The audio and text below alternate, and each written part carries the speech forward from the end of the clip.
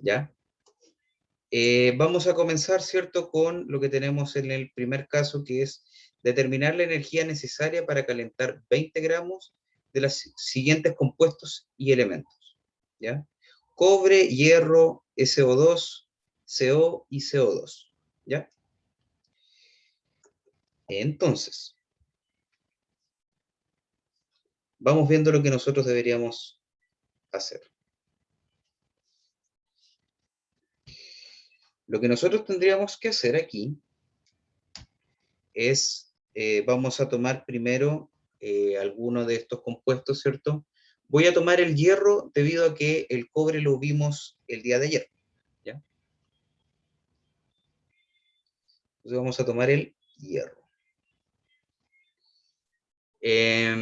Dice que el delta T que yo espero es de 1200 grados Celsius, y me está diciendo también que son 20 gramos de hierro.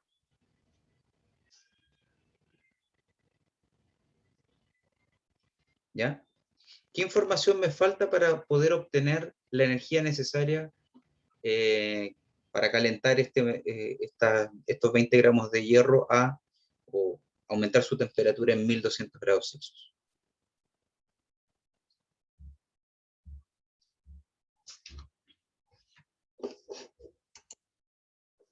Falta el calor específico, muy bien. Entonces, si volvemos, ¿cierto?, a nuestra guía, nosotros vemos acá, tenemos toda la información que deberíamos tener para poder resolver el ejercicio, ¿ya? Tenemos peso atómico o molecular, dependiendo del caso, el delta H de formación y C sub P. Entonces aquí identificamos el hierro y son 17,49. C sub P son 17,49. Me quedé medio raro, estaba viendo la G. 49 joules por mol por Kelvin. ¿Ya? ¿Qué problema tengo en este instante para poder resolver este ejercicio tal cual estamos viéndolo aquí?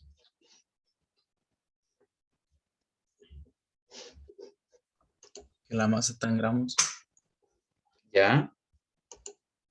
Y deberíamos tenerla. ¿Y cuál es el problema con eso? Debería estar en mol. Ya. Entonces, como yo les mencionaba el día de ayer, nosotros tenemos dos salidas. Una es que pasar los moles a gramos, o los gramos a mol. ¿Qué les gustaría más que hiciéramos? ¿Logramos? ¿Logramos pasarlo a mol? Sí, pasarlo a mol. Logramos pasarlo a mol, ya. Entonces vamos a calcular, ¿cierto?, utilizando el peso atómico del hierro, que son 55,85 gramos por mol. Para transformar estos 20 gramos en mol, ¿qué tendría que hacer?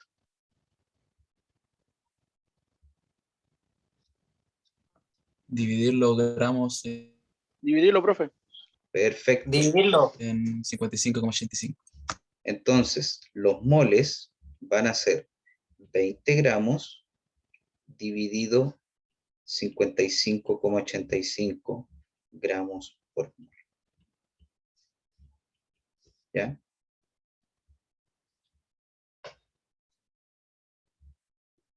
Dividido 55,85 es igual a 0,3581 mol.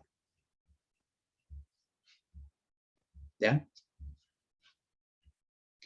Entonces ahora sí tengo la información como para poder calcular la energía. ¿O me falta algo más? Temperatura en Kelvin.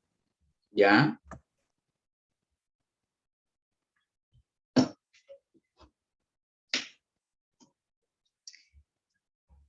Ya, aquí hay un detalle que ustedes tienen que tenemos que conversarlo en este caso.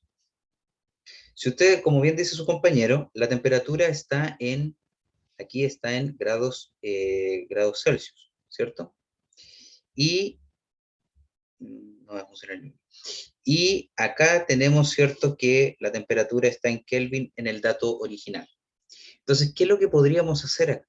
¿O qué es lo que deberíamos hacer? Deberíamos sumar 273,15 a la temperatura que está allá para poder obtenerlo en grados Kelvin. El detalle es que el delta T, cuando yo hablo de delta T, es la diferencia de temperaturas. O sea, temperatura final menos temperatura inicial. ¿Ya? ¿Qué pasa con si yo quiero transformar esto en grados Kelvin? Bueno, a la temperatura final le tengo que sumar 273,15 y a la temperatura inicial también le tengo que sumar 273,15. Ergo, cuando yo realice la operación, temperatura final más 273,15 menos temperatura inicial menos 273,15.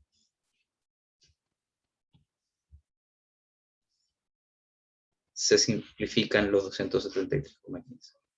¿A qué quiero llegar con esto?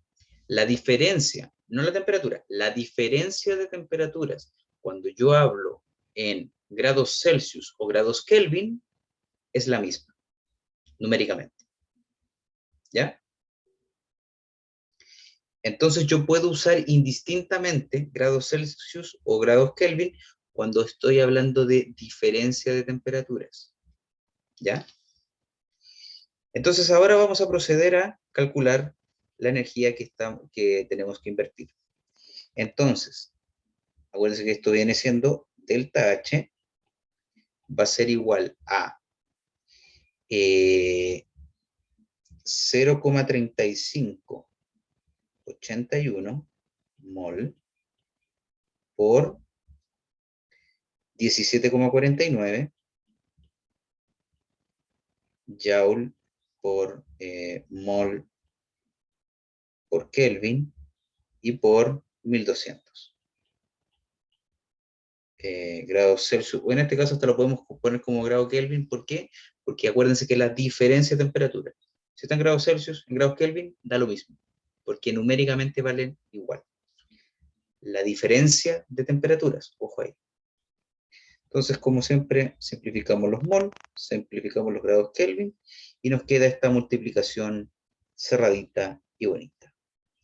Entonces, en este caso va a ser 0,3581 por 17,49 por 1200. Eso nos da 7.515,8 joules.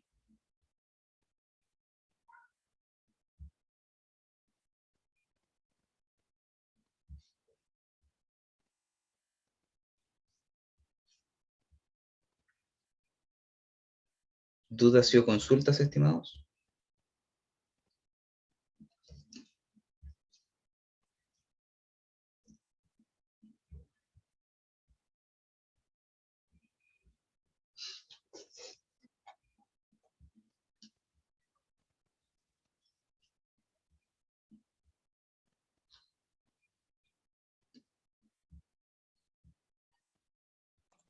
Profe, Dígame. al principio cuando nos pidió que era lo mejor de pasar al gramo o a mol, pero para usted, ¿qué sería mejor? ¿Los moles pasarlo a gramo o los gramos pasarlo a mol? ¿O no tiene o sea, no hay ningún problema? Yo preferiría siempre pasar los gramos a mol, lo que se hizo finalmente. Ya, profe. ¿Ya? porque a veces el dato, como viene ya con la unidad dada, a veces se hacen algunas simplificaciones que pueden llegar después a traerte problemas, pero yo preferiría lo que se hizo.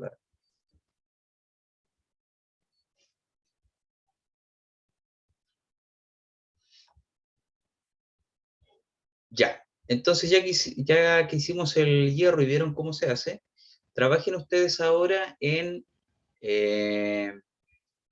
determinar lo mismo, ¿cierto? Pero ahora con el monóxido y el dióxido de carbono. ¿Ya? Trabajen en eso, estimados. Unos 5 minutitos para que lo desarrollen.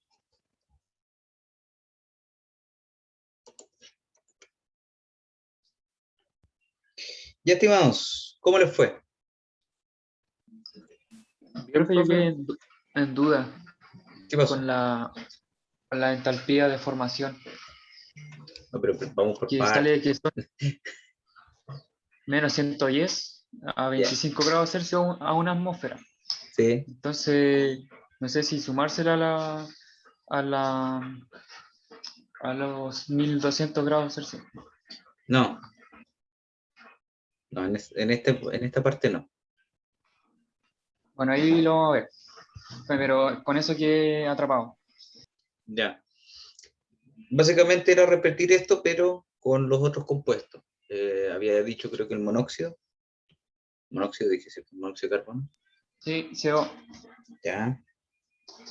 Entonces, monóxido de carbono, el delta T esta vez es de 1100 grados Celsius. La masa sigue siendo de 20 gramos. Y esta vez el C sub P es de 28,41. 28,41.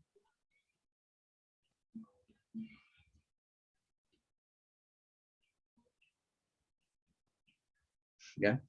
Tenemos que hacer exactamente lo mismo que habíamos hecho anteriormente. Vamos a pasar, ¿cierto?, los 20 gramos a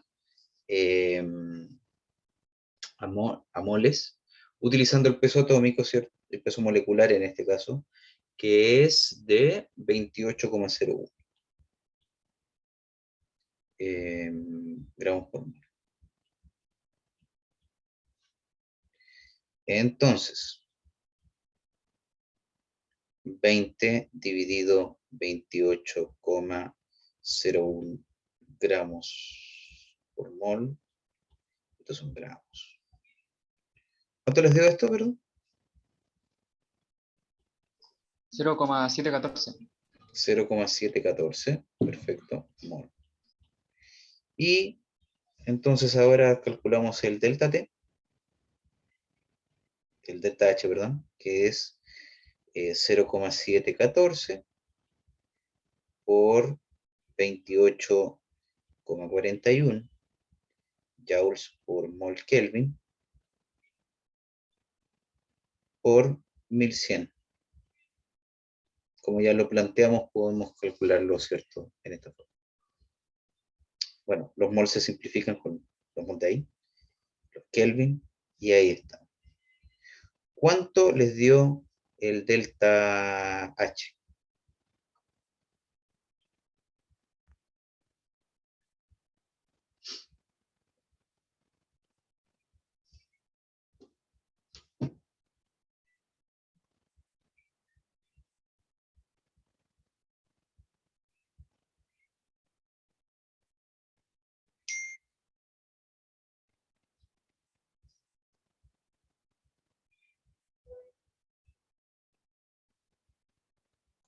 $22,313,21.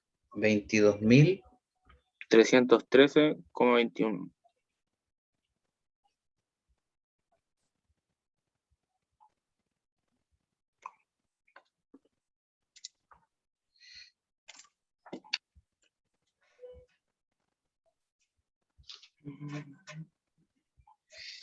Joules, ¿cierto? Vamos a tomarnos un segundo para hacer una revisión. ¿ya? Si se dan cuenta, para calentar 1200 grados Celsius calentar hierro más de un delta T, o sea, elevar su temperatura en 1200 grados Celsius, toma menos energía que calentar la misma masa, pero de monóxido de carbono, en 1100 grados Celsius. ¿Ya? Uno tomó 7.515 y el otro tomó 22.313,21. ¿A qué creen ustedes que se pueda deber esta diferencia?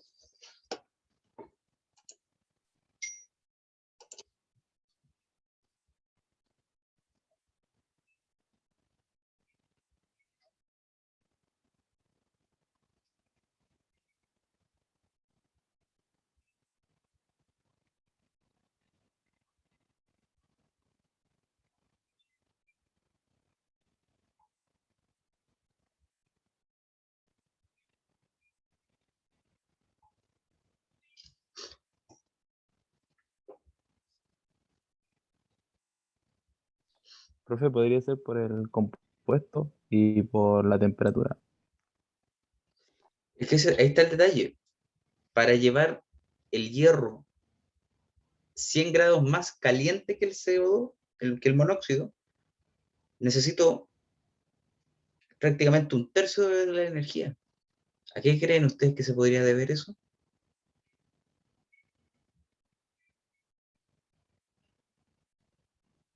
Y ojo, es la misma masa.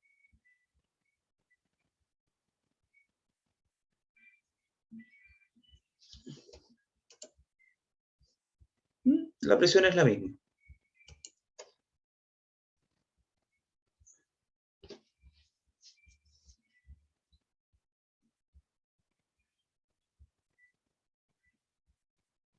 ¿A qué se podría deber esto?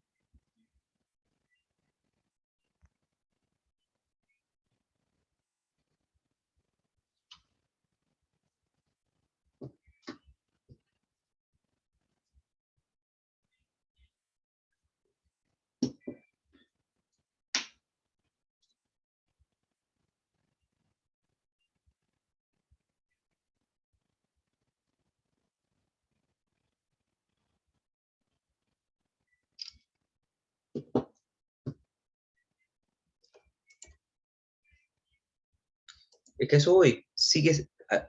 Piensa tú que para llevar el hierro, desde aumentar su temperatura en 1200 grados Celsius,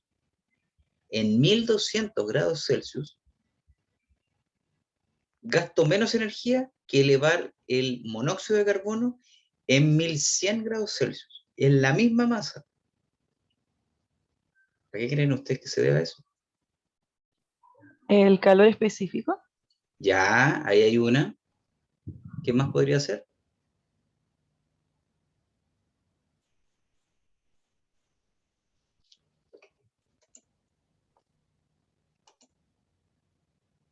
¿Qué más podría Peso ser? molecular. En el peso molecular, efectivamente. Porque si nos damos cuenta, ambos calores específicos están por mol, ¿ya? Pero en 20 gramos de hierro no hay la misma cantidad de moles que en 20 gramos de monóxido de carbono. En el caso del monóxido de carbono hay el doble de moles, prácticamente, o sea, no es el doble per se, pero se entiende. Y lo otro es que si nos damos cuenta, el C sub P del monóxido de carbono es por lo menos un tercio mayor que el del hierro, ¿ya? Recordemos que los gases, esto debieron haberlo visto, ¿cierto?, en el ramo de fundamentos de transferencia de calor, ¿cierto?, ese ramo que hay. Recordemos que que los gases son muy buenos aislantes. ¿ya? El hecho de que sean buenos aislantes es porque también son capaces de no calentarse de manera tan violenta, ¿ya? Entonces, el hierro es un mejor conductor porque la energía que tiene, ¿ya? Una de las características que tiene, la energía que tiene la conduce, la deja pasar, ¿no? En cambio, los gases no, tratan de aislarlo, ¿ya? No se calientan tanto porque es muy costoso elevar su temperatura y además tenemos el fenómeno asociado de que molecularmente también son más pequeños. A eso se debe de que yo necesito más energía para llevar este gas, elevar su temperatura en una cantidad menor de temperatura que la misma masa, pero de hierro, ¿ya? ¿Dudas y o consultas, estimados?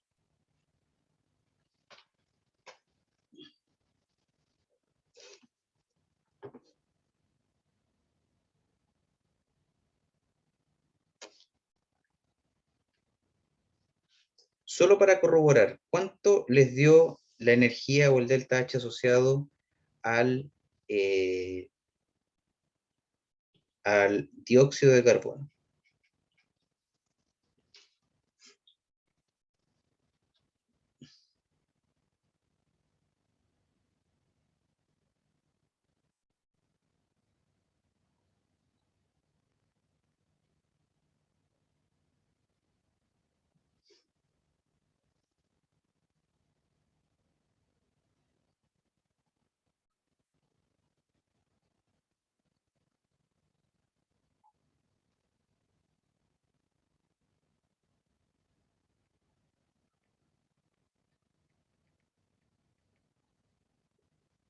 How much?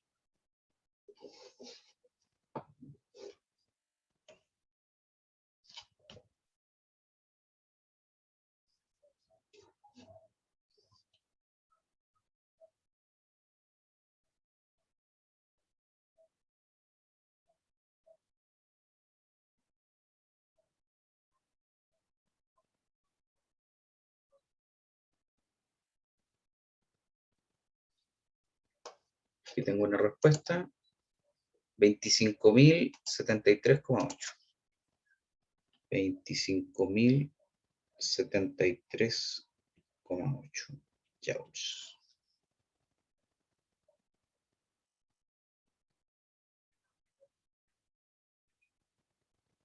¿Alguien no le dio eso?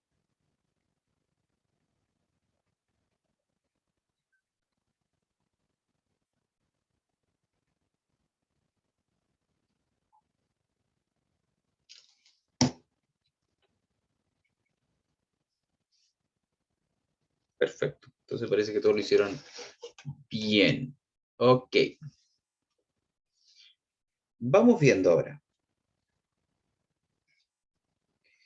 Siguiente. Para las siguientes reacciones químicas, determine la entalpía de formación, ¿ya?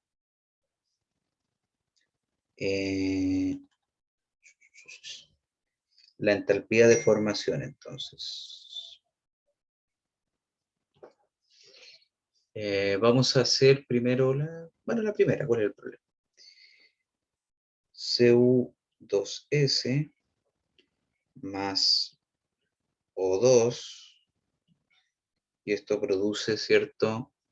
2Cu más SO2. Gaseoso. Ya, ¿qué es lo que primero tenemos que hacer aquí?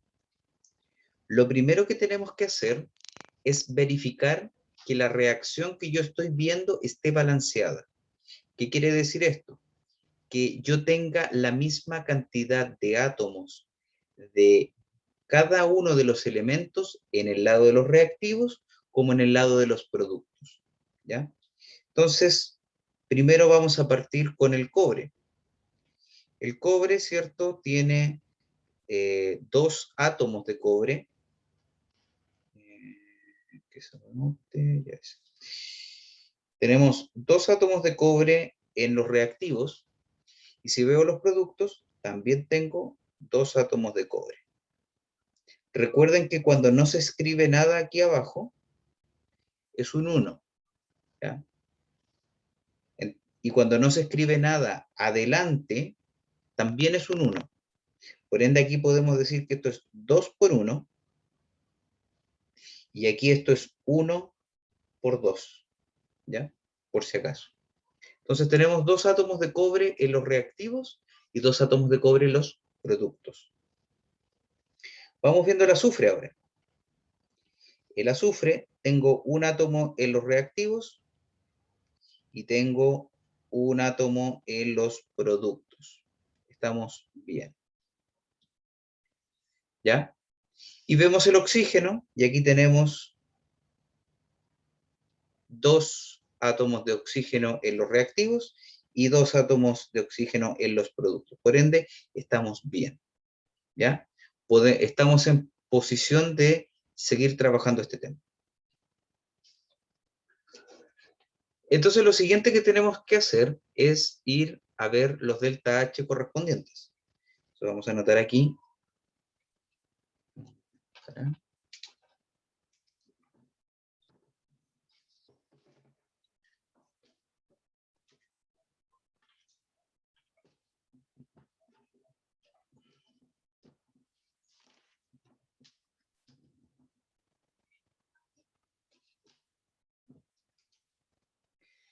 Entonces, tenemos delta H aquí.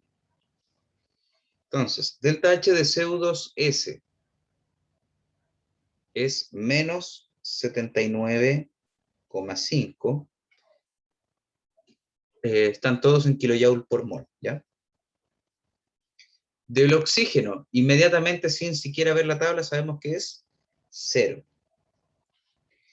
Cu, inmediatamente sin leer la tabla, sabemos que es 0.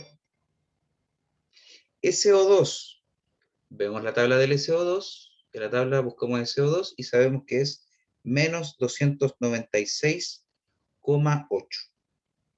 Todo esto está, recordemos, en kilojoule por mol. ¿Ya? ¿Qué es lo siguiente que teníamos que hacer? Lo siguiente que tenemos que hacer ahora es... Sumarlas. Exactamente. Lo que hacemos, ¿cierto?, es los delta H de los productos y restamos le restamos los delta H de los reactivos. Entonces lo que nos va a quedar aquí es, y no nos olvidemos que es ponderado por el coeficiente estequiométrico. Entonces sería 2 veces el delta H del cobre más el delta H del SO2. Debido a que el cobre tiene un coeficiente estequiométrico de 2, anoto un 2 antes para multiplicar ese delta H, ¿ya? De lo contrario, como ocurre en el caso del SO2, no anoto nada y eso quiere decir que está por 1. Y ahora le restamos los delta H de los otros, de los reactivos. Sería delta H del Cu2S menos delta H del O2. Entonces, esto vendría siendo 2 por 0 más, bueno, más por menos, ¿cierto? 296,8 menos 79,5 y menos 0. Entonces lo que nos queda aquí sería menos 296,8, menos por menos me da más 79,5. Lo cual nos estaría dando Sí, esperemos que nos dé todo bien. Pues, no.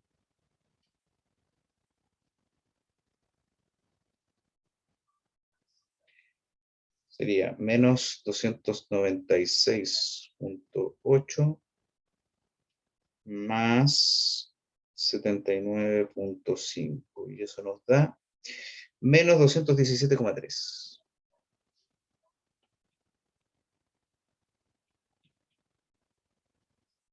Kilojoule por mol. ¿Ya? Eso es lo que nos daría el delta H de esta reacción. Delta H de formación. Pregunta. ¿Es bueno o malo que me dé negativo? ¿O es indiferente? ¿O no es ni bueno ni malo?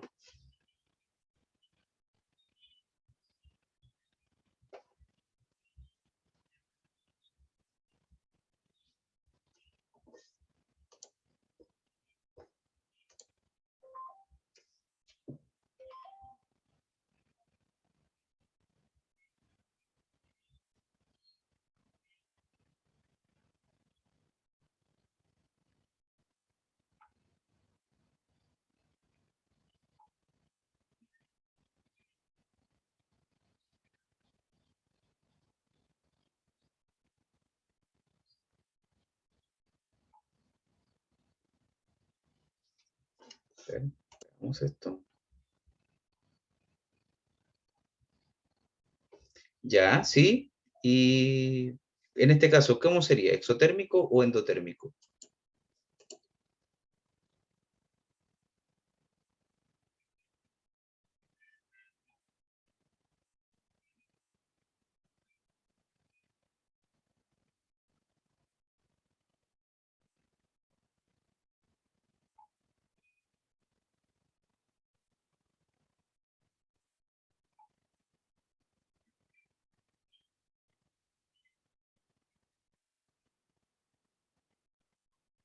Es exotérmico, ¿ya? ¿Cómo sabes tú que es exotérmico?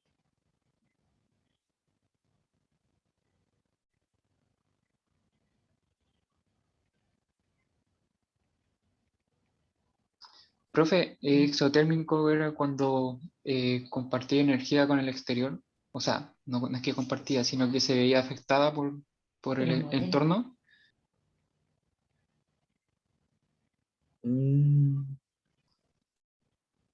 Más que nada, exotérmico es que libera energía al entorno.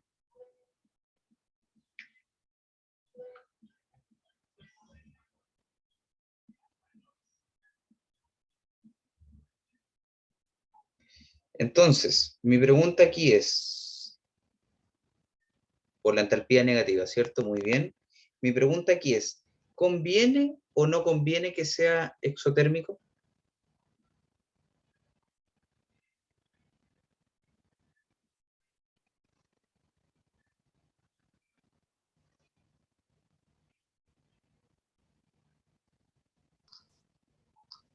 Depende en qué ámbito o rubro. En una fundición de cobre. Ah, ya.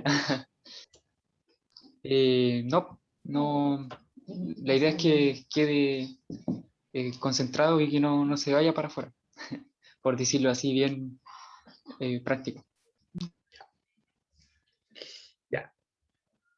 Aquí esto es lo siguiente les voy a mencionar.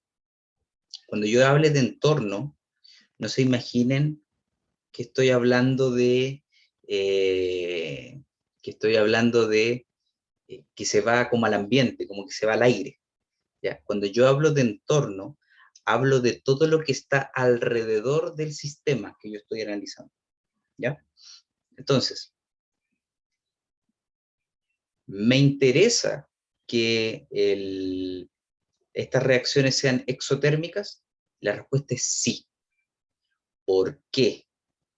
Porque esto hace que yo tengo que gastar menos combustible para llevar el baño de cobre o el baño de el reactivo que yo esté analizando, gasto menos energía en llevarlo, porque hay una reacción química que me ayuda. ¿Ya? Entonces, las reacciones de oxidación en general son exotérmicas. Cuando el hierro se oxida, por ejemplo, es una reacción altamente exotérmica, pero altamente exotérmica. A mí me conviene y siempre me va a convenir esto. ¿Ya? Me conviene que, por ejemplo, después vamos a verlo esto más en profundidad, ¿cierto? Cuando veamos el proceso de fundición. Pero todo proceso o toda reacción que me ayude a aumentar la temperatura, que sea exotérmica, dentro de la fundición, a mí me ayuda. Es más, yo la quiero. Es más, dame esa reacción. ¿Ya? Porque existe lo contrario. Y efectivamente ahí Francisco tenía razón. No quiero que... hay veces que la temperatura sube demasiado. Pero tranquilo, tranquilo, no hay problema, nosotros estamos para eso, ¿cierto? Y después vamos a ver que existe algo que las fundiciones, no sé si todas, pero las que yo he visto y las que yo he escuchado y de las que me he instruido, yo sé que tienen algo llamado carga fría, que es básicamente que inyectan, le meten carga durante el proceso con el fin de que así la temperatura que se estaba yendo en aumentar la temperatura la energía que se estaba yendo en aumentar la temperatura del baño, ahora se va a ir en aumentar la temperatura de estos elementos helados, de estos elementos fríos, lo cual hace que la temperatura del sistema baje y se regule y se mantenga en un límite esperado. ¿Ya? ¿Dudas o consultas del cálculo de todo esto?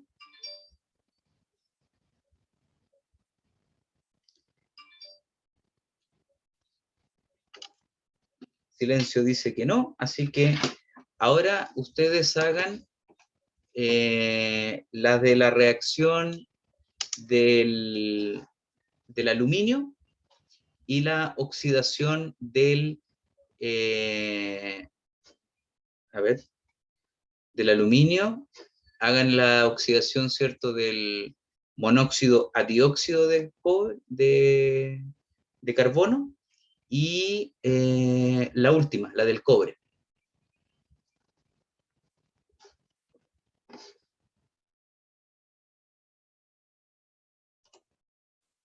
Ya, estimados, ¿cómo les dio los ejercicios solicitados?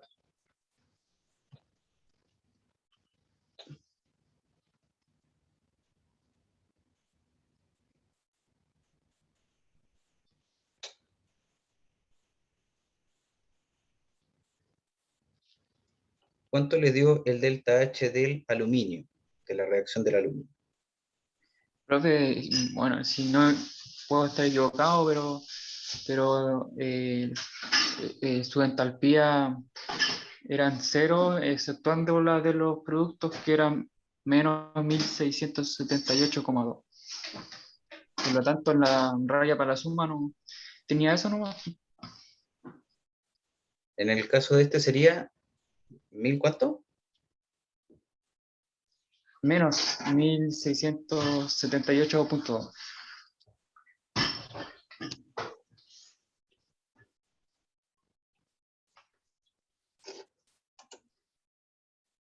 Ya, muy bien. Tengo dos respuestas iguales, así que asumo que está bien.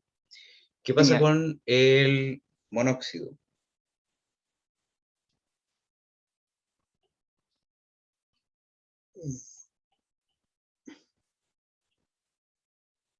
Oxidándose a dióxido.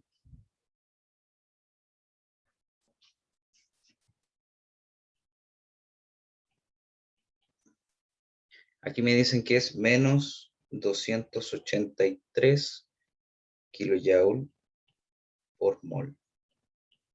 Tiene sentido, ¿cierto? Porque es los 393,5 negativo, menos 110,5, por ende, el valor que le dio a Juan Pablo es el que tomaríamos como correcto, ¿ya? Y me falta ahora el del cobre, creo que les había dicho, ¿cierto? Es del cobre. Cobre rojo, así que. O eso uno lo asocia, ¿cierto?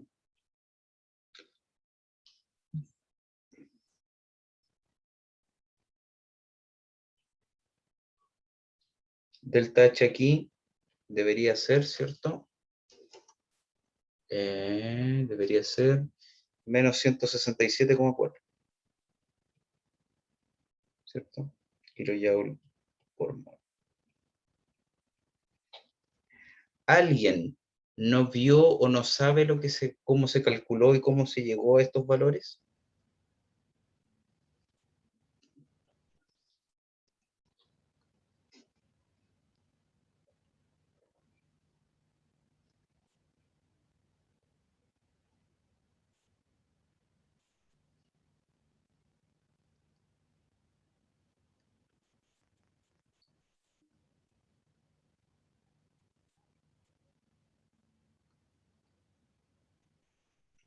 Ok.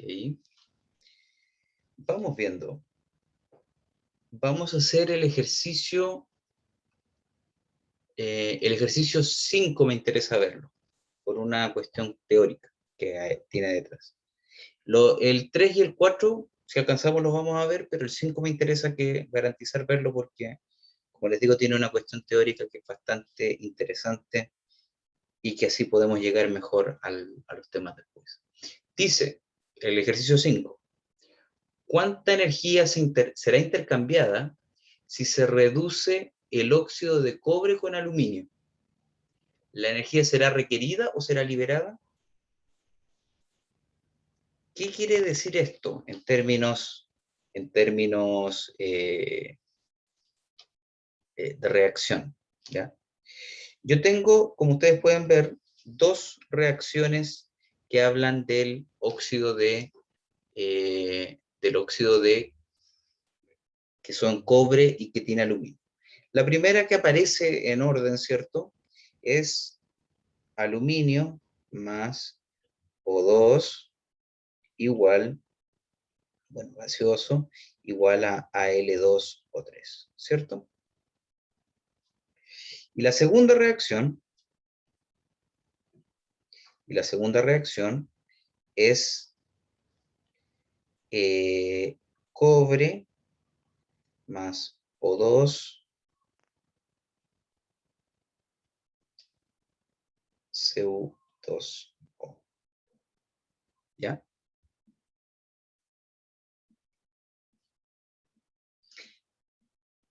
¿Qué es lo primero que vamos a hacer? Lo primero que vamos a hacer es balancear ambas reacciones, ambas ecuaciones, para garantizar que efectivamente estamos frente a lo mismo, ¿ya? Y que podemos compararlas entre ellas. Entonces la primera va a quedar como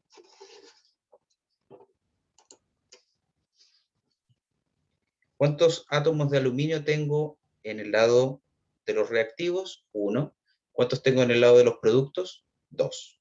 Entonces sería 2 aluminio más. ¿Cuántos oxígenos tengo en el lado de los reactivos? 2. ¿Cuántos tengo del lado de los productos? 3.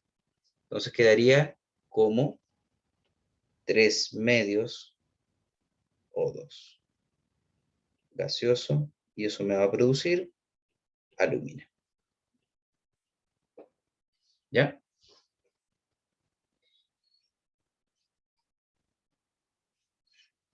Y esto tiene asociado un delta H de formación que es de 1000 menos 1678 kilojoule por mol.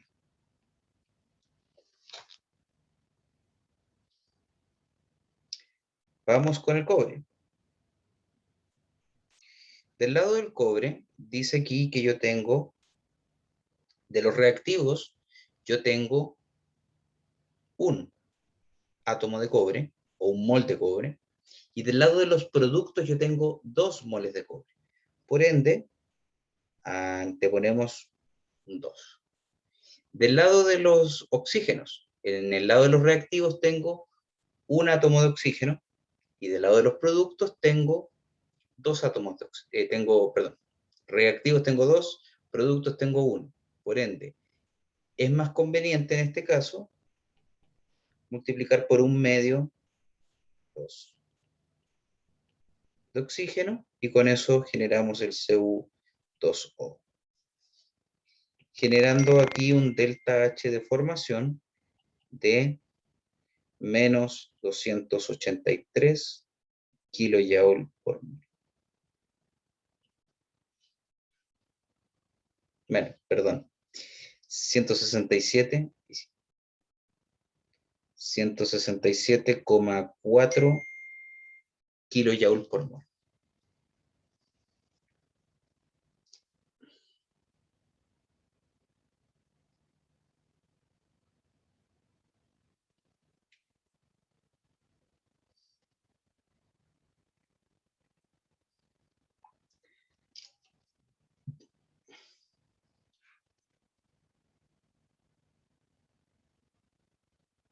¿Ya? Esas son las reacciones, ¿cierto?, que tenemos. Ahora, la pregunta que nos hacen no es sobre estas 2 reacciones como tal, por separadas, sino que es conjunto. ¿Cuánta energía será intercambiada si se reduce el óxido de cobre con aluminio? ¿Qué quiere decir reducir? Reducción y oxidación tienen una connotación un tanto especial, ¿cierto? Pero básicamente quiere decir, en el caso de la reducción, es cambiar el estado de oxidación, llevarlo a un estado mucho más estable, mucho más, no sé si la palabra es sólido, pero más atómico, digámoslo así. En cambio, la oxidación te tiende a aumentar el estado de oxidación. Básicamente, elimina electrones y hace que los compuestos tengan que estar reactivos. Entonces, ¿qué es lo que tenemos que hacer para poder determinar esto que nos dicen acá? Lo que yo voy a tener que hacer es, me dicen que quiero reducir un óxido, que es el óxido de cobre, y tengo que hacerlo con aluminio. La primera reacción tiene aluminio entre los reactivos. ¿Cuál pregunta? Bueno, déjame... Esa era cuánta energía para reducir un óxido de cobre con aluminio. Ah, sí. Bueno, me dicen que yo quiero reducir óxido de cobre con aluminio, por ende estos tienen que ser reactivos, ¿cierto? No queda de otra.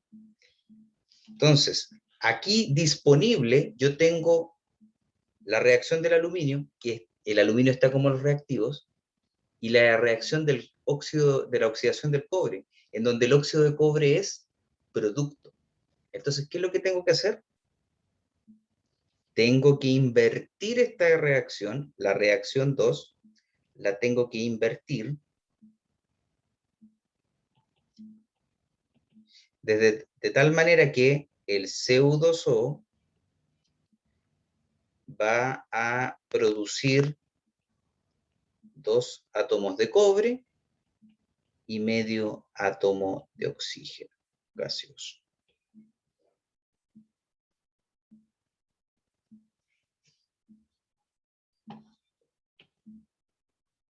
¿Ya? Como yo invertí el orden de la reacción, también tengo que invertir el orden del delta H. Y ahora, como no he hecho mayores cambios, pasa a ser positivo.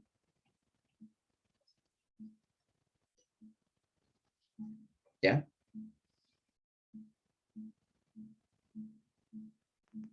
Pero aún no podemos detenernos. No. todavía nos falta. ¿Qué nos falta?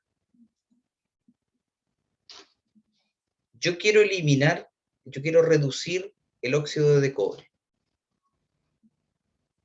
Hay un elemento que se repite en ambas reacciones. Y ese elemento es el oxígeno. Entonces, ese elemento, bueno, en este caso es un compuesto, ¿cierto? Pero me refiero a ese componente de ambas reacciones, yo tengo que eliminarlo, yo lo quiero eliminar. Entonces, ¿qué es lo que tengo que hacer para eliminarlo? Lo que normalmente se hace, ¿ya? Pueden hacerlo o no, es una de dos. O transformo todo esto para que la cantidad de oxígeno coincida en ambos. Por ejemplo, podría en este caso multiplicar todo por 3, la reacción del cobre, y así me van a quedar 3 medios de oxígeno. O puedo dividir por 3 los componentes, ¿cierto?, que nosotros tenemos aquí en el del aluminio, y así la reacción me queda con un medio de oxígeno igual que la del cobre. Pero hay una tercera opción, y esa tercera opción es que yo multiplique y divida ambas reacciones con el fin de que el oxígeno quede de igual manera en ambas reacciones, con el fin de que tanto el oxígeno como el oxígeno arriba y abajo quede con coeficiente estequiométrico de 1. Y eso es lo que vamos a hacer.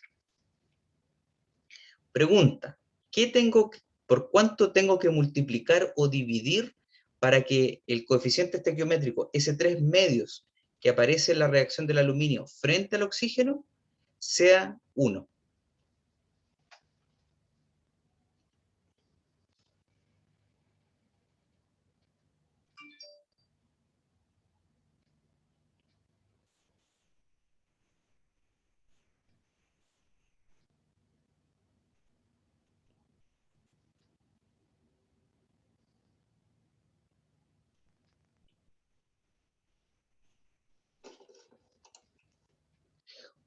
Por 2/3. Si yo multiplico todo por 2/3, ese 3 medios se va a transformar en 1. Entonces, la reacción 1 la voy a transformar de la siguiente manera. 2 por 2/3 del aluminio más 3 medios por 2/3 por el oxígeno, y eso 2/3 por la alúmina, ¿cierto? Y si se dan cuenta, se simplifican los 2, se simplifican los 3, y me queda el oxígeno con coeficiente estequiométrico 1. ¿Ya? Y la reacción 2, ¿qué tengo que hacer para que el oxígeno, ese 1 medio de oxígeno, se me transforme en un 1? Lo voy a multiplicar por 2. Entonces, 2 por 2 del cobre, bueno, perdón, estaba viendo la otra. 2 Cu2O va a producir 2 por 2 cobre y más 1 medio por 2 de oxígeno gaseoso. De nuevo, el 2 aquí desaparece. ¿Ya? Pero no solo tengo que hacer ese arreglo. Si yo hago estos arreglos, no solo debo hacérselo a las reacciones o a las ecuaciones, también tengo que hacérselo a los delta H. Entonces, el delta H de la primera reacción ahora va a ser menos 1678 kilojoule por mol por 2/3, y la del cobre va a ser 167,4 kilojoule por mol por 2. Si alguien puede calcularme eso, por favor, se lo agradecería.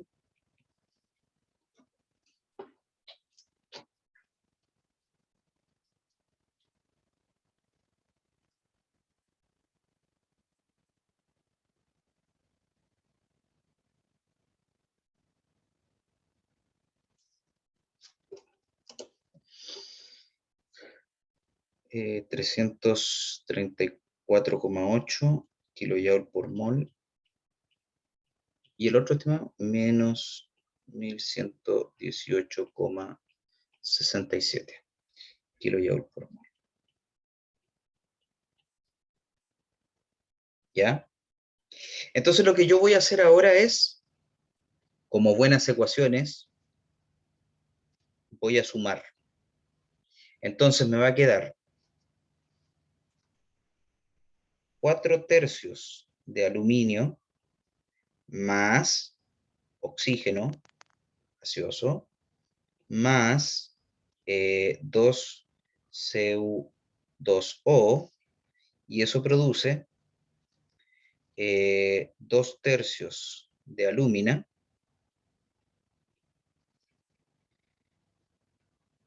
más 4 veces cobre y más oxígeno. ¿Ya?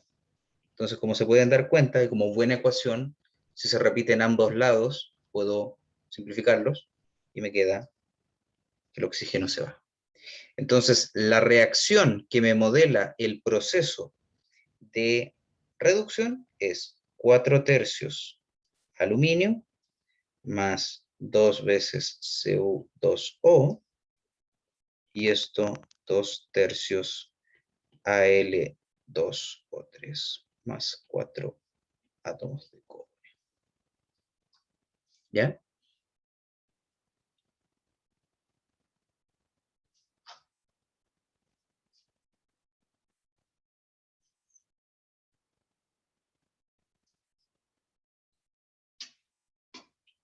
Y también nosotros, para ver el delta H de esta reacción, tenemos que también, ya que sumamos las dos reacciones, tenemos que sumar estas. Y sería menos 1118,67 más 334,8, todo esto en kilojoule por mol. Entonces, el delta H de formación de esto sería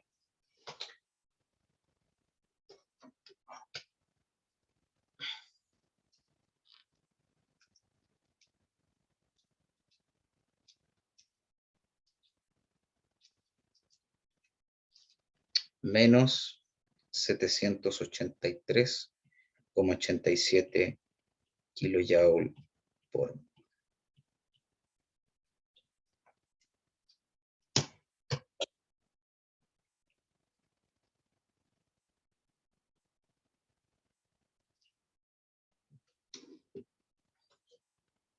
Es una reacción química exotérmica, ¿ya? La cual me indica que va a ocurrir, ¿ya?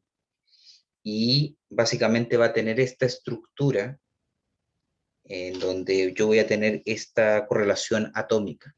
Esta es la cantidad de aluminio que tiene que ingresar para poder reducir un cierto óxido de cobre, produciendo alúmina y cobre. ¿Ya?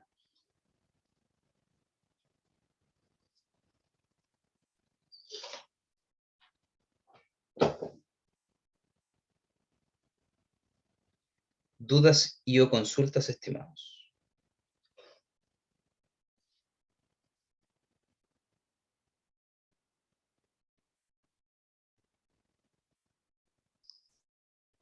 No, profe, igual a decir verdad me confundí un poco, pero soy bueno retroalimentando. Perfecto.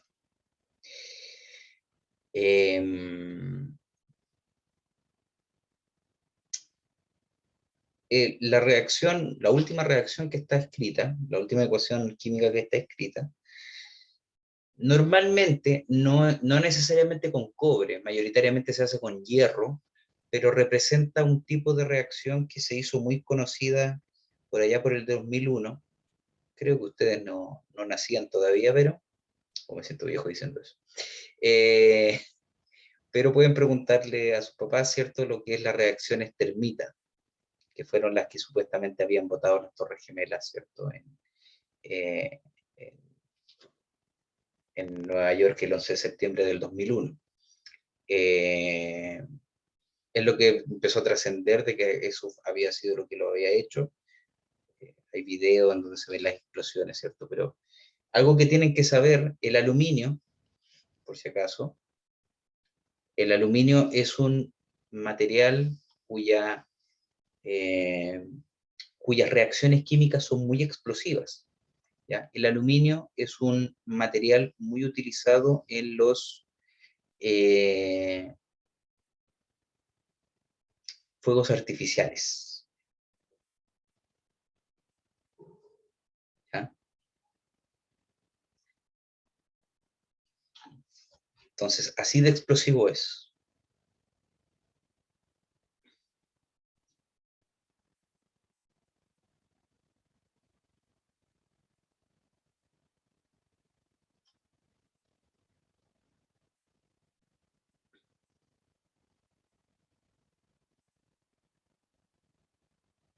¿Más dudas y o consultas, estimados?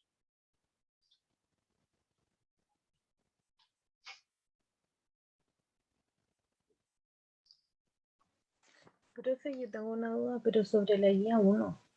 Dígame. Que esa usted nos la subió y nos dijo que la hiciéramos si es que podíamos y no pude. Entonces quería saber si es que la vamos a hacer o si es que nos puede seguir como el desarrollo para ir viendo cómo se hacía. La podemos desarrollar en la próxima clase. Ya, profe. No todos los ejercicios, pero algunos como para ir guiando para dónde va la cosa. Sí. Eso, estimados. No tengo nada más que decir por el día de hoy. Además, el tiempo ya creo que no, que estamos llegando al tiempo final, ¿cierto? Así que eso. Gracias, profe. Que tengan muy buena tarde, muy buen fin de semana. Profe, le quería decir algo. Que ¿Puede quedar grabado o tiene yo... que...? Ah, no, no. Perdón. Sí, digo yo, no van a decir que ya me pasó una vez, entonces.